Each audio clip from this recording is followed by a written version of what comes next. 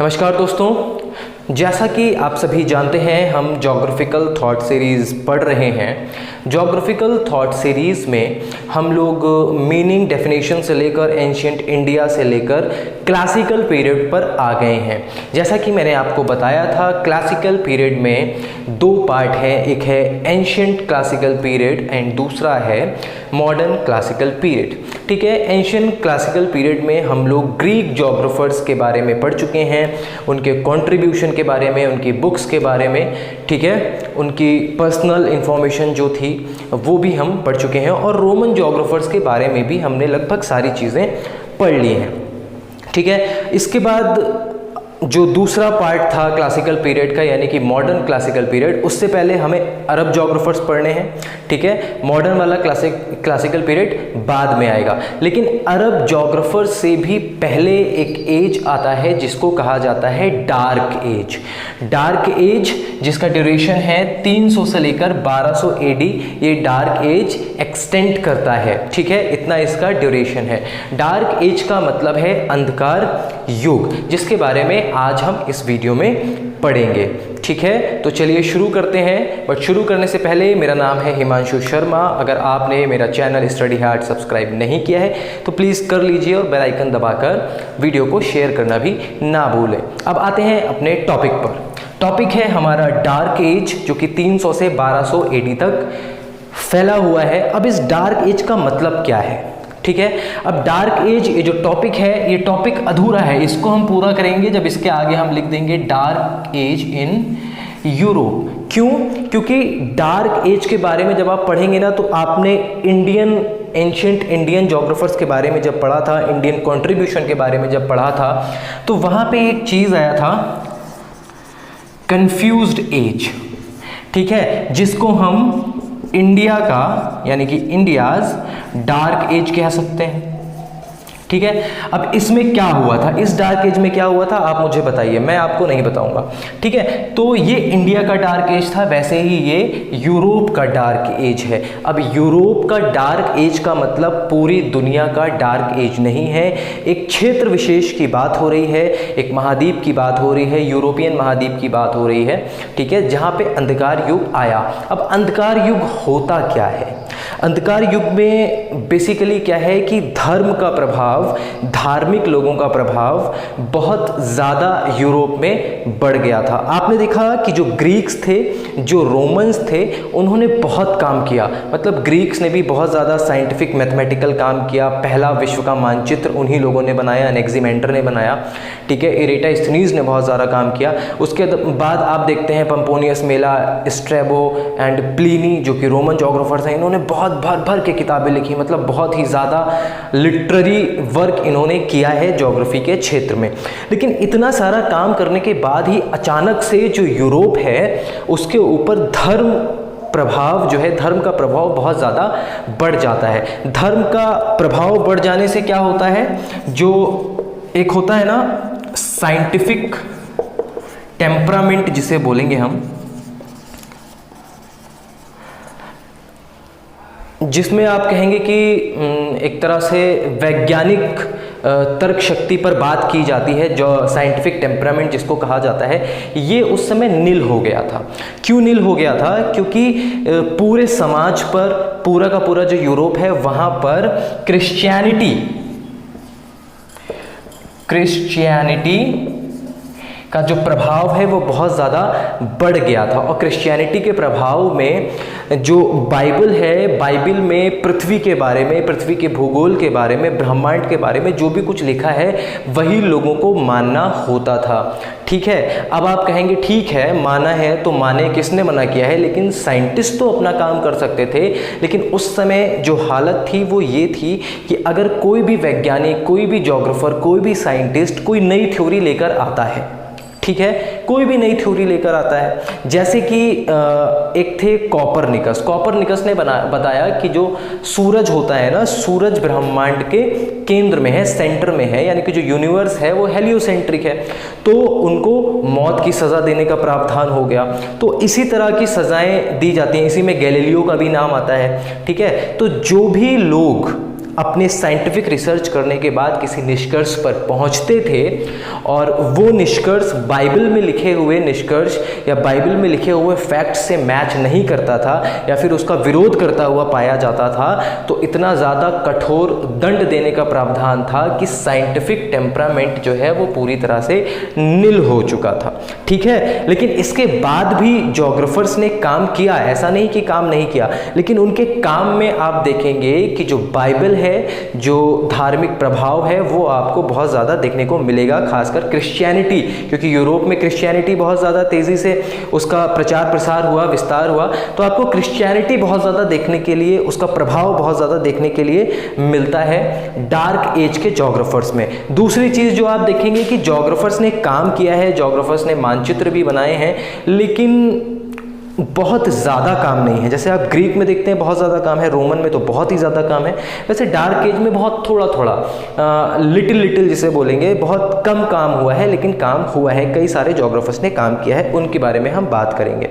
ठीक है, तो पहले एक ओवरव्यू, ये सारी चीज़ें मैंने आपको बता दी, इसको रफ कर देता हूँ। उसके बाद थोड़ा सा 2-3 पॉइंट जो आप नोट कर सकें वैसा कुछ आपको बताता हूँ। Dark age in Europe. ठीक है, तो आप डार्क एज समझ गए कि यहाँ पर कुछ भी पढ़ाई लिखाई से संबंधित बातें नहीं होती थी, धर्म का प्रभाव था। तो डार्क एज के बारे में जो पहला आप लिखेंगे पॉइंट नोट करने के पर्पज से, वो ये कि dark age in Europe doesn't mean dark age is everywhere. जैसा कि मैंने आपको बताया कि सिर्फ यूरोप की बात हो रही है, बाकी पूरी दुनिया में बहुत सारी ऐसी जगह थी जहां पर भूगोल के क्षेत्र में अच्छा खासा काम हो रहा था, नई नई परिकल्पनाएं आ रही थी, नए नए सिद्धांतों का प्रतिपादन किया जा रहा था, लेकिन सिर्फ यूरोप में ऐसा था। तो अगर यूरोप का डार्क एज है, इसका मतलब ये मत समझिएगा कि पूरी दुनिया में डार्क एज था, सिर्फ यहाँ पर यूरोप की बात हो रही है। ठीक है, दूसरे पॉइंट की बात करें तो क्रिश्चियन स्क्रिप्चर्स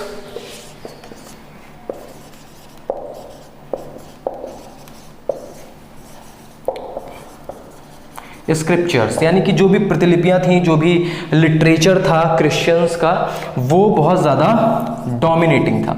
जैसे कि मैंने आपको बताया कि जो भी सिद्धांत या कोई भी फैक्ट जो कि क्रिश्चियनिटी या बाइबल के अगेंस्ट जाता था, उनको मौत तक का प्रावधान था। ठीक है, तो क्रिश्चियन स्क्रिप्चर्स का बहुत ज़्यादा डोमिनेशन उस समय पर देखने को मिलता था। ठीक है, उसके अलावा जो हमारे साइंटिफिक थे, साइंटिस्ट इफेक्टेड नहीं लिखेंगे फिलहाल, हम इन्फ्लुएंस्ड लिखेंगे, इन्फ्लुएंस्ड बाय रिलीजियस एक्टिविटीज। ठीक है, जो हमारे साइंटिस्ट थे वो रिलीजियस एक्टिविटीज से बहुत ज़्यादा इन्फ्लुएंस थे।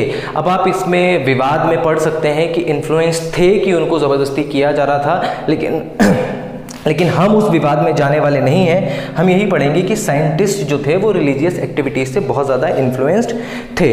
ठीक है, तो ये पॉइंट आप नोट कर लीजिए, फिर हम लोग आगे बढ़ते हैं और फिर देखेंगे कि हम लोगों ने क्या क्या मतलब डार्क एज में क्या क्या काम हुआ है। चलिए इसको रफ कर देते हैं।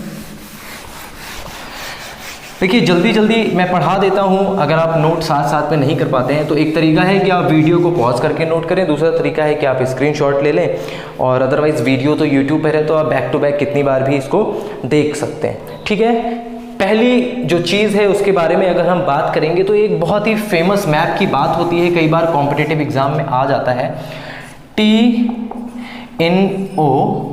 मैप। ठीक है, TINO मैप की यहाँ पर बात हो रही है, यानी O के अंदर T। अब इसका कुछ शेप जो है वो ये O है, ठीक है, इसका जो शेप है वो कुछ इस तरह से है। ठीक है,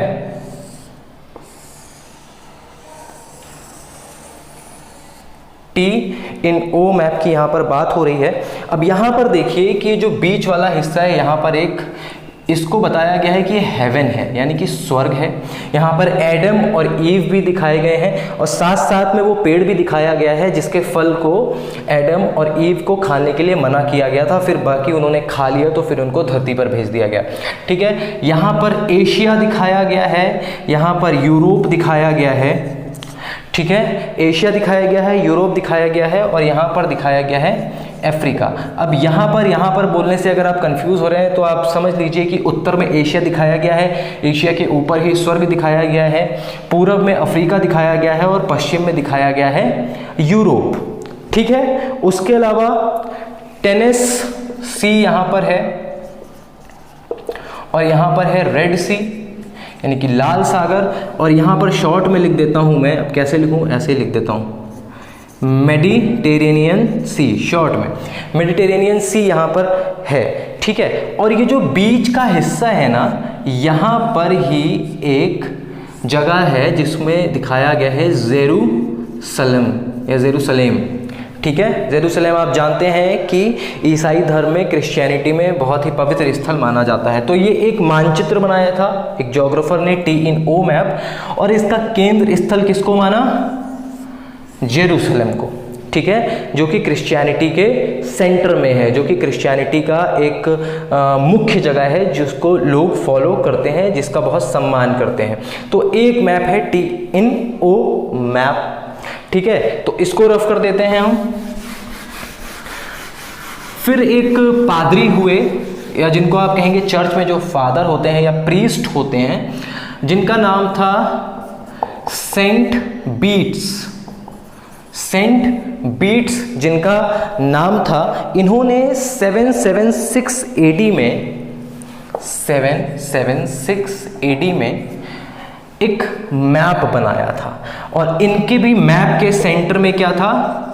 अब इनका बनाया हुआ मैप मैं यहाँ पर बना नहीं सकता क्योंकि वो बहुत ज़्यादा कॉम्प्लेक्स है। TNO तो इजी था तो मैंने यहाँ पर बना दिया, लेकिन जो यहाँ पर मेन पॉइंट मैं बताना चाह रहा हूँ कि उसमें जेरूसलम सेंटर में था, इसमें भी जेरूसलम सेंटर में था। ठीक है, और इसके अलावा जेरूसलम दिखाने के अलावा इन्होंने स्वर्ग दिखाया, इन्होंने भी एडम और ईव दिखाया, वो पेड़ भी दिखाया जिसका फल खाने से मना किया गया था, और 4 नदियाँ भी बताई हैं इन्होंने। ठीक है, जिसमें आपकी आती है दजला, फरात, गंगा एंड यांगतीसी। ये इन्होंने नदियां भी इसमें बताई हैं, लेकिन जो हमारा मुख्य सेंटर ऑफ अट्रैक्शन है जिसके बारे में हम यहाँ पर फोकस कर रहे हैं वो जेरूसलम, यानी कि जो सेंटर में था। ठीक है, तो सेंट बीट्स इन्होंने 776 AD में एक मैप बनाया जिसके सेंटर में जेरूसलम था। ठीक है, उसके बाद एक और ज्योग्राफर होते हैं, उनका बहुत ज़्यादा काम तो नहीं बताया गया है, बट उनका नाम हरफोर्ड है। आप इनको हेयरफोर्ड पढ़े, हरफोर्ड पढ़े, कुछ भी पढ़ सकते हैं। इन्होंने भी एक मैप बनाया था। ठीक है, और इनके मैप में भी जो सेंटर था वो क्या था, जेरूसलम। तो यहाँ पर आप देखिए कि ग्रीक एंड रोमन्स ने जो मैप बनाया है उसमें बहुत सारे क्षेत्रों को बताया है, अक्षांशों को बताया है, देशांतर को बताया है, लेकिन आपको ऐसी कोई भी एक्टिविटी, ऐसा कोई भी प्रैक्टिकल वर्क, ऐसी कोई भी चीज़ डार्क एज के मैप्स में देखने को नहीं मिलती है। डार्क एज के मैप्स में एक चीज़ कॉमन है जो कि है जेरूसलम या फिर जेरूसलम जिसे बोलते हैं, जो कि हर मानचित्र के सेंटर में यानी कि केंद्र में स्थित है, यानी कि प्रमुखता से दर्शाया गया है। यही है जो कि प्रमुख है, बाकी सारी चीज़ें तो इसके लिए कॉम्प्लीमेंट्री है। ठीक है, तो हरफोर्ड ने ये मैप बनाया था जिसमें जेरूसलम उन्होंने सेंटर में दिखाया था। तो ये मैं बस आपको एक ओवरव्यू देना चाह रहा था कि किस तरह से धर्म प्रभावी था। अगर धर्म प्रभावी नहीं होता तो हो सकता है ये लोग भी अक्षांशों पर, देशांतर पर, सरकमफ्रेंस पर, तारों पर, ब्रह्मांड पर और बहुत सारा काम करते, लेकिन इनका मेन मकसद क्या था, धर्म को क्योंकि फॉलो कर रहे थे और धर्म से प्रभावित थे तो धर्म की ही बातें कर रहे थे और जेरूसलम को अपने मानचित्र के सेंटर में रख रहे थे। मार्कर में इंक खत्म हो गई है, इसको चेंज कर लेता हूँ। ठीक है, अब चलते हैं ज्योग्राफर्स पर। ज्योग्राफर में सबसे पहले जो आते हैं वो हैं हमारे वेदे। ठीक है, वेडे पढ़ेंगे इसको। वेडे ने क्या काम किया था? इन्होंने नेचुरल फैक्ट्स पर काम किया था, नेचुरल फैक्ट्स पर काम किया था एंड प्रैक्टिकल भी किया था, जितना भी ये कर सकते थे उस समय में, डार्क एज में जितना भी इनमें क्षमता थी, तो प्रैक्टिकल वर्क पर भी इन्होंने फोकस किया था और नेचुरल फैक्ट्स इन्होंने बहुत सारे बताए थे। इनकी एक बुक थी जिसका नाम था लाइव्स ऑफ एबोट्स। ठीक है, लाइफ ऑफ एबोट्स इनकी एक बुक थी जिसमें इन्होंने डिस्कस किया था। क्या डिस्कस किया था? ओशियनिक एक्टिविटीज, यानी कि समंदर में होने वाली, समंदर में या महासागरों में होने वाली जो क्रियाएं हैं उनके बारे में इन्होंने लाइफ ऑफ एबोट्स में डिस्कस किया था। ठीक है, दैट्स इट। मैंने आपको कहा था कि बहुत ज़्यादा काम नहीं हुआ है, तो बस वेडे के बारे में बस इतना ही है। इन्होंने नेचुरल फैक्ट्स बहुत सारे बताए, प्रैक्टिकल किए कई सारे, उसके अलावा एक किताब लिखी लाइफ ऑफ एबोट्स और ओशनिक एक्टिविटीज़ के बारे में इसमें बात की गई है। बात खत्म हो जाती है। नेक्स्ट जोग्राफर जिनका नाम है रबनभर या रबनभार, आप जो चाहें बोल सकते हैं, मैं उनको रबनभार बोलता हूँ, रबनभार। ठीक है, ये हमारे नेक्स्ट जोग्राफर है रबनभार।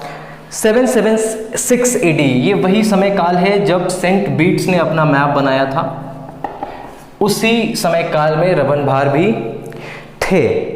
ठीक है, और ये बहुत ज़्यादा, he was very much influenced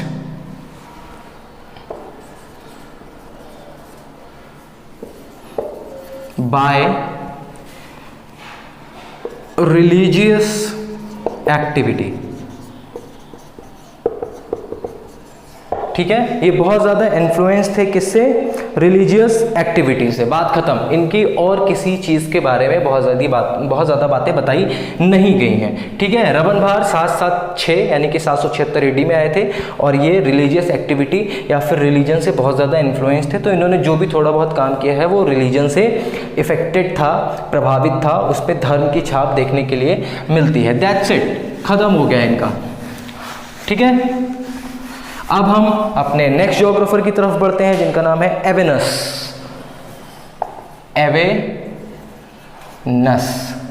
एवेनस, ठीक है, ये हैं हमारे नेक्स्ट जियोग्राफर। एवेनस ने क्या किया था? He went for long journeys.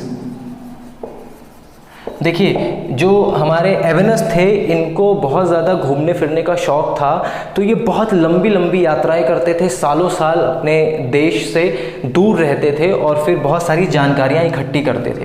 ठीक है, इनके इस दिलचस्पी को देखते हुए, इस इंटरेस्ट को देखते हुए इनको एक नई उपाधि दी गई, that he was called the traveller geographer. एक घुमक्कड़ भूगोल वेत्ता ये थे, ट्रैवलर जोग्राफर ये थे, एक घुमक्कड़ भूगोल वेत्ता थे, घूम घूम के ज्योग्राफी के फैक्ट्स, ज्योग्राफी की जानकारियां इकट्ठी करते थे। ठीक है, उसके बाद इनकी बुक्स की बात करें। इनकी बुक का नाम है डिस्क्रिप्टो ऑर्बिस्टेरिया। डिस्क्रिप्टो ऑर्बिस्टेरिया, डिस्क्रिप्टो ऑर्बिस्टेरिया इनकी बुक का नाम है। थोड़ा सा टफ नाम है, तो आप इसको याद कर लीजिए, 2-3 बार पढ़ेंगे डिस्क्रिप्टो ऑर्बिस्टेरिया तो आपको याद हो जाएगा। ओरिमेंटिना इनकी दूसरी किताब का नाम था। तो पहली किताब थी इनकी डिस्क्रिप्टो ऑर्बिस्टेरिया एंड ओरिमेंटिना इनकी दूसरी किताब थी।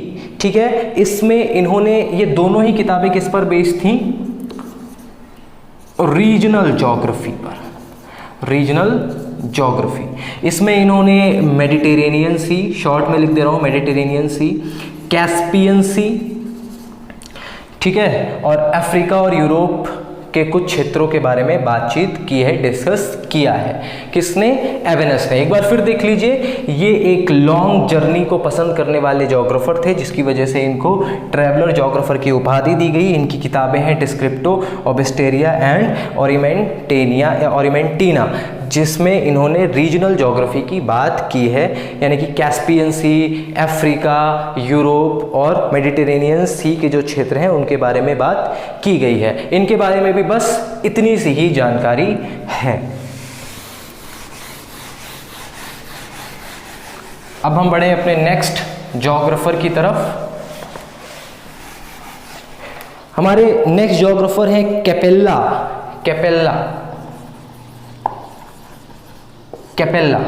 नेक्स्ट ज्योग्राफर का नाम कैपेला है, ठीक है। इन्होंने शेप ऑफ द अर्थ के बारे में बताया गया है। इन्होंने बताया है, ही discussed about shape of the earth. इन्होंने पृथ्वी के आकार के बारे में डिस्कस किया है। And other facts and principles based on self observation,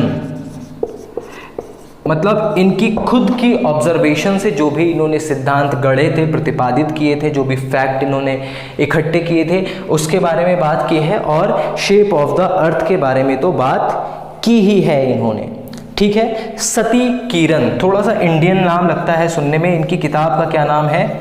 सती किरण, लग रहा है ना? सती यानी सीता जी, किरण सती किरण, ठीक है। तो ये इनकी बुक का नाम है। अब इसमें इन्होंने किया क्या है? इसमें सबसे पहले तो इन्होंने स्फेरिकल अर्थ के बारे में बात की है, मतलब ये बिलीव करते थे कि जो अर्थ है वो स्फेरिकल है, ठीक। दूसरा क्या काम किया है इन्होंने? ही divided earth into 5 parts. 5 part में इन्होंने अर्थ को विभाजित कर दिया और बताया कि ओनली 3 आर हैबिटेबल। हैबिटेबल का मतलब रहने योग्य। 5 में से 3 सिर्फ ऐसे हैं जो कि रहने योग्य हैं, जिस पर लोग निवास कर सकते हैं, और बाकी जो 2 बचे हुए हैं उनकी जो कंडीशन है इतनी एक्सट्रीम है कि वहाँ पर लोग नहीं रह सकते हैं, ठीक है। तो सती किरण इनकी किताब थी जिसमें इन्होंने ये सारी बातें बताई थी, ठीक है। उसके अलावा एक पॉइंट ऊपर लिख देते हैं, he was a mathematician too. ये एक गणितज्ञ भी थे। और इन्होंने क्या बताया था? सर्कमफेरेंस ऑफ द अर्थ, पृथ्वी की परिधि के बारे में इन्होंने भी बताया, जैसे इरेटास्थनीज ने बताया था। इनकी परिधि कितनी आई थी? 25,200 स्टेडिया। 25,200 स्टेडिया, ठीक है। इतनी परिधि इन्होंने बताई थी। तो कैपेला के बारे में इतनी सारी जानकारी अवेलेबल है, मतलब सारी तो नहीं है अगर ग्रीक और रोमन के कंपैरिजन में देखेंगे, लेकिन फिर भी अभी तक की सबसे ज़्यादा जानकारी इनके बारे में अवेलेबल है। इसको रफ कर देते हैं, फिर बढ़ते हैं अपने नेक्स्ट ज्योग्राफर की तरफ।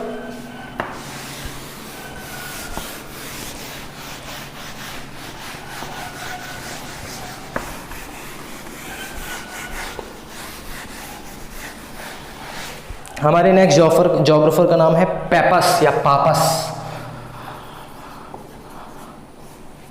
इन लोगों के नाम ऐसे हैं कि कई बार उच्चारण करने में भिन्नता हो सकती है। जैसे मैं पेपस पढ़ रहा था, फिर बाद में मुझे पता चला कि ये पापस है, ठीक है। तो आपको जो सही लगे आप पढ़ सकते हैं, ठीक है।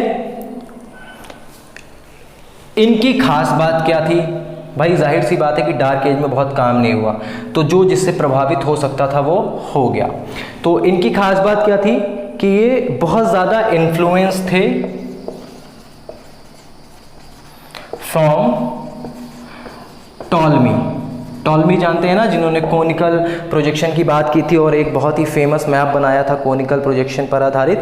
तो ये टॉलमी से बहुत ज़्यादा प्रभावित थे। इन्होंने एक किताब लिखी जिसका नाम है कोरोग्राफिया बुक का नाम है कोरोग्राफिया ऑक्यूमीना।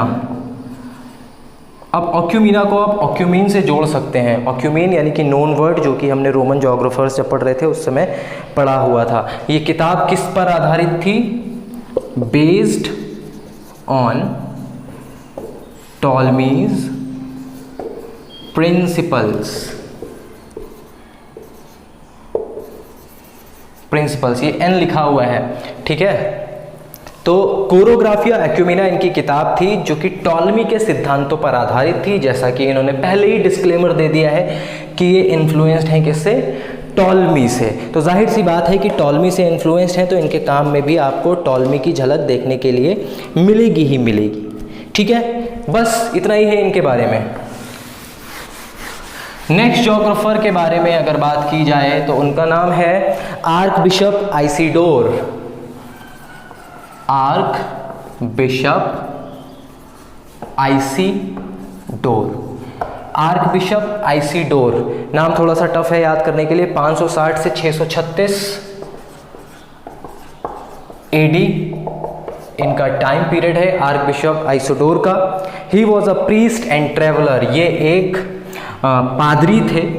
ही was a priest and traveller.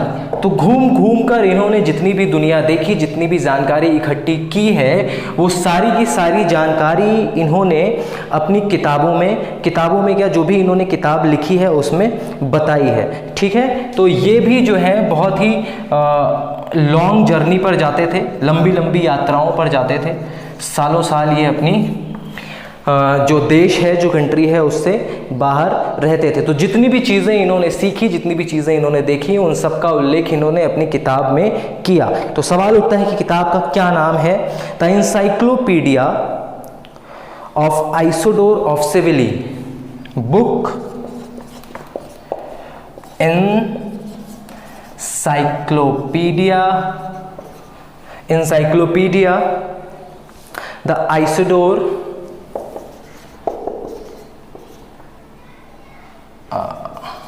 Of Seville, ये इनकी किताब का नाम है। थोड़ा सा लंबा नाम है, encyclopedia the Isidore of the सिविली। अब इस किताब के बहुत सारे पार्ट हैं, ये बहुत सारी लंबी यात्राओं पे गए, बहुत सारी जानकारियाँ इकट्ठी की और 37 पार्ट में इन्होंने प्लिनी को तो पीछे नहीं छोड़ा, उन्होंने तो लगभग 70-75 तक वॉल्यूम लिख दिए थे, ठीक है। तो इन्होंने 37 पार्ट में ये किताब लिखी है, जिसमें अपनी जितनी भी जानकारी इकट्ठी की थी वो सारी इन्होंने इसमें बताई है, ठीक है। दैट्स इट, इनके बारे में बहुत ज़्यादा नहीं है। नेक्स्ट ज्योग्राफर हमारे आते हैं पॉलीहिस्टर।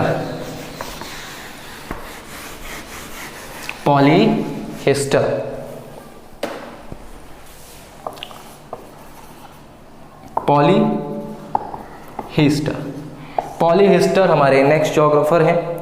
इनकी बुक का नाम है कलेक्टेनिका रिज्यूम मेमोरेबिलियम। बड़ा अजीब सा नाम है, कैसे लिखा जाए? एक तो हिंदी में लिखा हुआ था कलेक्टेनिका रिज्यूम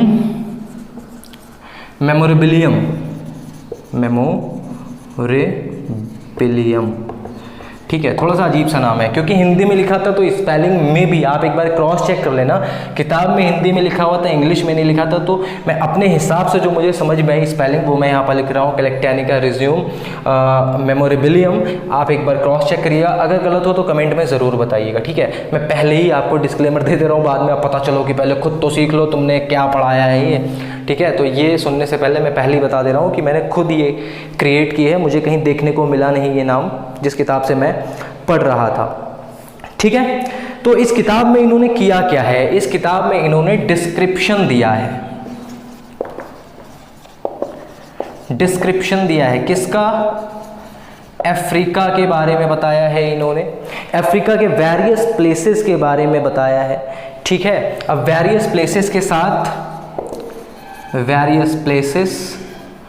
फिर वहाँ की सोसाइटी, वहाँ का कल्चर, इन सारी चीज़ों के बारे में, और नेचुरल जो फिनोमेना है उसके बारे में इन्होंने बताया है। ठीक है, अफ्रीका के वेरियस प्लेसेस के बारे में बताया, सोसाइटी के बारे में बताया है, और क्या बताया है, नेचुरल फिनोमेना एंड कल्चर के बारे में, मतलब अफ्रीका में कौन कौन से नेचुरल फैक्ट्स या फिनोमेना है वो सारी चीज़ें इन्होंने डिस्कस की हैं। एक बार फिर से देख लीजिए, किताब का नाम क्या है, कलेक्टेनिका रिज्यूम मेमोरेबिलियम।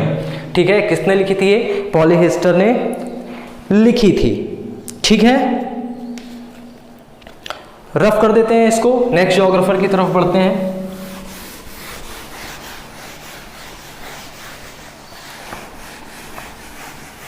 नेक्स्ट ज्योग्राफर का नाम थोड़ा सा अजीब सा, ओरोसियस। नाम पढ़ के लगता है कि बायोलॉजी से कोई नाम निकाला है किसी जीव का। देखिए, मजाक कर रहा हूँ, ऑफेंसिव होने की ज़रूरत नहीं है। तो ओरोसियस नाम है इनका। ठीक है, और ही वॉज अ प्रीस्ट,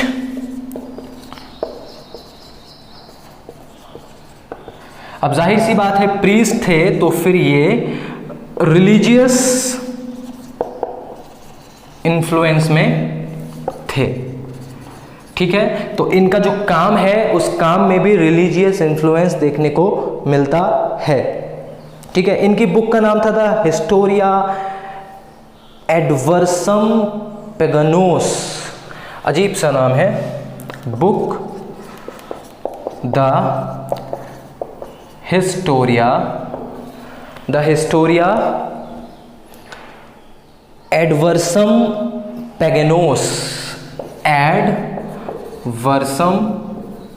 पेगनोस, मैंने लिख के रखा हुआ है इसीलिए इन नामों को कहीं मैं भूल जाऊं, गलत लिख दूं तो आप लोग कहोगे गलत बता दिया। द हिस्टोरिया एडवर्सम पेगनोस इनकी किताब का नाम है। इस किताब में इन्होंने बताया है एशिया, यूरोप और अफ्रीका के बारे में। एशिया, यूरोप एंड अफ्रीका के बारे में इन्होंने इसके अंदर बात की है। इन 3 जगहों के बारे में बात की है, और साथ ही साथ क्योंकि अफ्रीका की बात की है तो इन्होंने बताया है Nile river and its origin, मतलब नाइल रिवर के बारे में डिस्कस किया है और ये बताया है कि आखिर नाइल रिवर का जो उत्पत्ति है, जो ओरिजिन है, वो कहाँ से होती है। ठीक है, तो ओरोसियस के बारे में बस इतना ही, एक बार फिर से देख लीजिए। ये एक पादरी या प्रीस्ट थे, तो जाहिर सी बात है क्योंकि धर्म से जुड़े हुए थे तो धर्म का प्रभाव रहेगा। उसके बाद इन्होंने हिस्टोरिया एडवर्सम पेगनोस, देख रहे हो मैं देख के भी नहीं पढ़ पा रहा हूँ, ऐसा नाम है।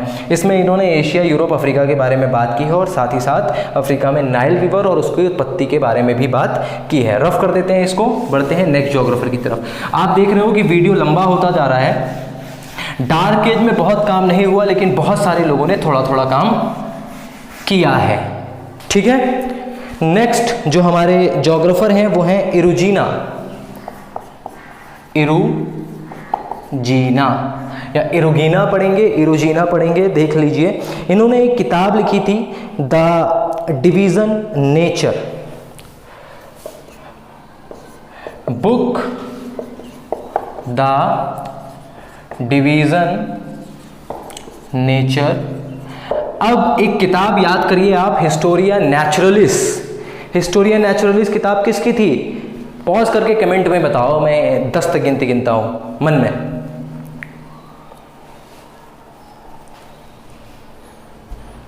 इन्होंने क्या लिखा था? The division nature. तो हिस्टोरिया नेचुरलिस जो किताब थी उस पर आधारित इनकी ये किताब थी, हिस्टोरिया नेचुरलिस पर आधारित। दिस किताब based on Historia Naturalis written by Pliny. ठीक है, प्लिनी जो कि एक रोमन ज्योग्राफर थे। समझ में आ गई बात? तो उन्होंने ये किताब लिखी थी। अब बढ़ते हैं इस वीडियो की समाप्ति की ओर और हमारे लास्ट ज्योग्राफर जो हैं वो हैं कॉस्मोस। अब कॉस्मोस एक किताब का भी नाम है। अब जब कॉस्मोस का नाम आ ही गया है तो मैं तो बताऊंगा नहीं कि किताब किसने लिखी है, आप बताओ अगर आपने थोड़ा बहुत भी पढ़ा है कि कॉस्मोस जो किताब है वो किसने लिखी है। फिलहाल यहाँ पर कॉस्मोस ज्योग्राफर का नाम है। ठीक है, तो इन्होंने एक बुक लिखी थी क्रिश्चियन टोपोग्राफी। बुक का नाम क्या है? Christian topography. भाई गर्मी बहुत ज़्यादा हो रही है। क्रिश्चियन टोपोग्राफी इन्होंने बुक लिखी थी, ठीक है। और ही बिलीव्ड इन फ्लैट अर्थ। ये एक महान हस्ती हुए जो कि फ्लैट अर्थ, तश्तरीनुमा पृथ्वी पर विश्वास रखते थे, और इन्होंने बुक लिखी थी क्रिश्चियन टोपोग्राफी। तो कॉस्मोस हमारे लास्ट ज्योग्राफर थे अंधकार युग के। तो इस वीडियो में मैंने आपको बता दिया कि अंधकार युग क्या है। और एक बात ज़रूर ध्यान रखिएगा कि ये जो डार्क एज है ये सिर्फ यूरोप का है। ये डार्क एज आपको अलग अलग कंट्रीज़ के विकास में जब वो इवॉल्व हो रही थी, प्रगति कर रही थी, उसमें देखने को मिलेगा। भारत का भी एक डार्क एज है जो कि गौतम बुद्ध के जन्म के बाद खत्म होता है। तो डार्क एज में इतने सारे ज्योग्राफर ने थोड़ा थोड़ा काम किया है। किसी भी एक ज्योग्राफर ने बहुत सारा काम नहीं किया, बहुत सारे ज्योग्राफर्स ने थोड़ा थोड़ा काम किया है। तो देखा जाए तो अच्छा खासा काम हुआ है। लेकिन इस काम की अगर बात की जाए तो इसको आप साइंटिफिकली वेरीफाई नहीं कर सकते बहुत ज़्यादा, क्योंकि ये किससे इफेक्टेड था। अगेन बार बार बात आ रही है कि ये क्रिश्चियनिटी से, खासकर बाइबल में जो भी बातें लिखी हुई थी ब्रह्मांड और पृथ्वी को लेकर, उससे इन्फ्लुएंस्ड थे, ठीक है। तो मे भी ये साइंटिफिक तौर पर काम कर सकते थे, बट उस समय का समाज इनको उस चीज़ की आज़ादी नहीं दे रहा था, तो ये नहीं कर पाए। तो हमें इस सारी बातों से कोई मतलब नहीं है, हमें तो बस कंपटीशन पॉइंट ऑफ व्यू से ये सारे पॉइंट पढ़ने थे, ठीक है। तो this is all about dark age. Next class में हम स्टार्ट करेंगे अरब जोग्राफर्स के बारे में। तो आज के लिए बस इतना ही। वीडियो देखने के लिए आपका बहुत बहुत शुक्रिया। एक बार फिर से रिक्वेस्ट करता हूँ कि भाई चैनल को सब्सक्राइब करके, वीडियो लाइक करके और वीडियो को शेयर कर दो, ठीक है। तो that's all for today's video. Thank you so much.